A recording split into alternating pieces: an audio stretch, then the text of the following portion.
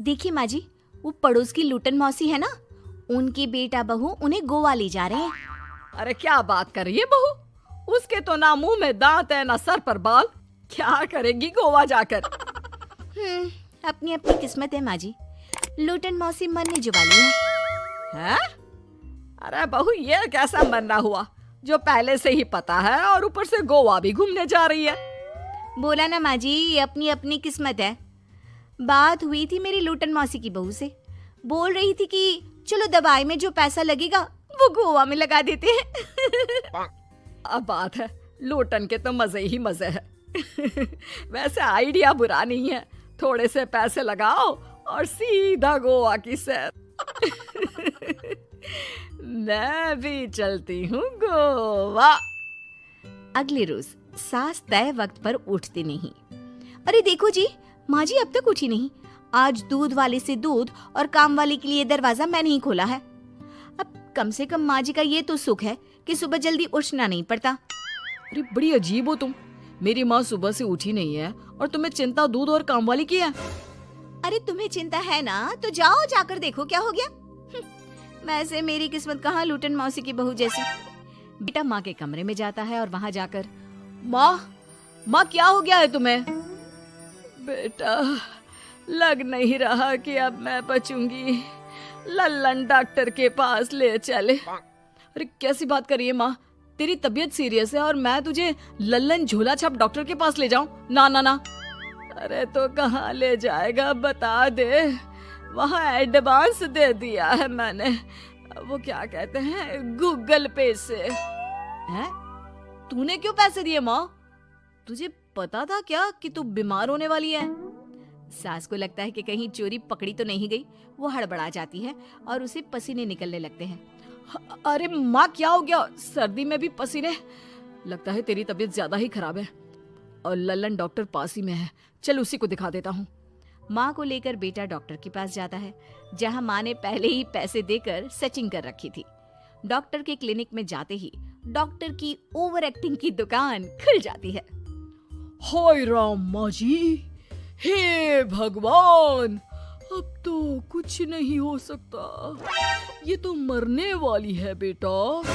हैं? ओए डॉक्टर है इसलिए इज्जत से बात करूंगा, नहीं तो मेरी माँ को देखे बिना ये बकवास करने के लिए तेरे मुंह में घूसा मार देता। अरे ना ना बेटा ऐसे मत बोल, वो डॉक्टर है, उसे वो दिख जाता है जो किसी को नहीं दिखता। हाँ माँ शायद तू ठीक बोल रही है। डॉक्टर क्या दिखा आपको? यमराज, काला भैंस, वो तुम्हारी माँ को ले जा रहा है, ले जाओ इन्हें। यार माँ ये डॉक्टर ही या तांत्रिक, क्या क्या बोला जा रहा है? अरे बेटा वो डॉक्टर है, उसे वो दिखता है जो किसी को नहीं दिखता। इनकी हर इच्छा पूरी करो, क्योंकि यम नहीं चाहते कि इनकी कोई भी इच्छा को अधूरी रखा जाए। निराश मन से बेटा माँ को लेकर घर आता है।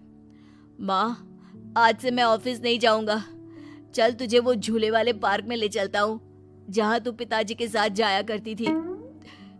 ठीक है बेटा चल, लेकिन साथ में वो बीड़ी का बंडल रख लेना, तेरे पिताजी वहीं झाड़ी में पिलाते थे मुझे। हैं? माँ कैसी बात कर रही हो? वैसे भी जीवन के 4 दिन बचे हैं और तुम। अरे देख बेटा, ना पिलानी तो ना पिला, लेकिन सुना ना तूने डॉक्टर ने क्या कहा कि मेरी कोई इच्छा खाली नहीं रहनी चाहिए।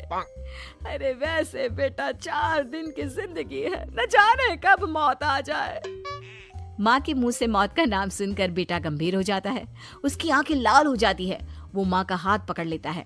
माँ को भी लगता है कि उसकी मौज मस्ती कहीं बेटे को डिप्रेशन में ना डाल दे।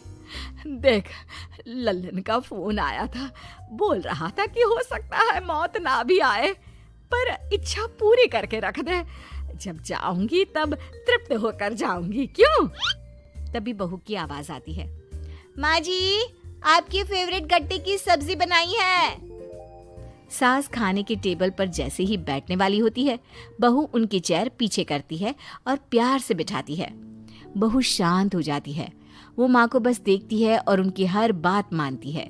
रात को जब सास सोने जाती है तो, माँ जी मैं आपके पैर दबा देती हूँ। आज आप डॉक्टर के पास गई थी, थक गई होंगी ना।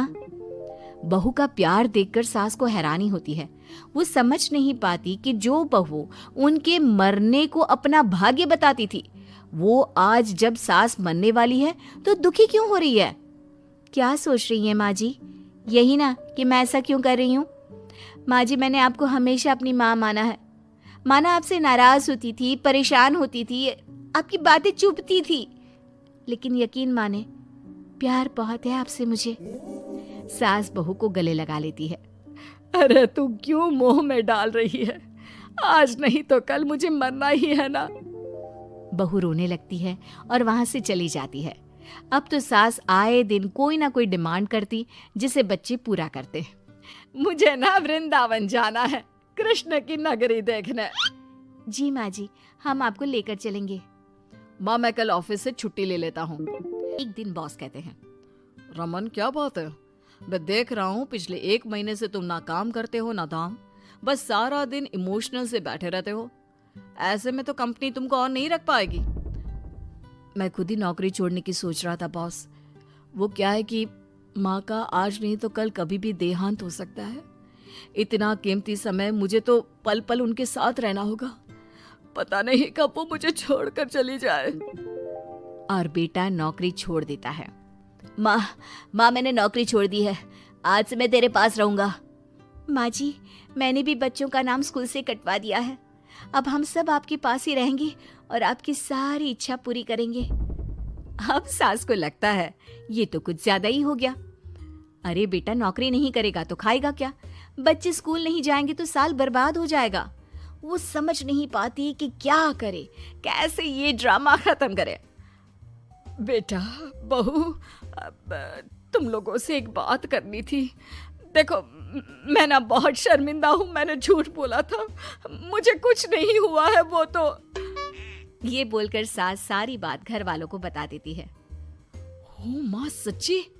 हे भगवान, मैं जानता था माँ को कुछ नहीं होगा। वाह माँ जी, ये तो बहुत अच्छी खबर दी। मैं तो हलवा बनाने जा रही हूँ। तुम लोग मुझसे नाराज नहीं हो? नहीं माँ जी, हम बहुत खुश हैं कि आपके मरने की खबर झूठी है। माँ, शायद मैं तेरे ठीक होते ही तेरा इतना ख्याल रख लेता तो तुझे ये नाटक करने की जरूरत नहीं पड़ती।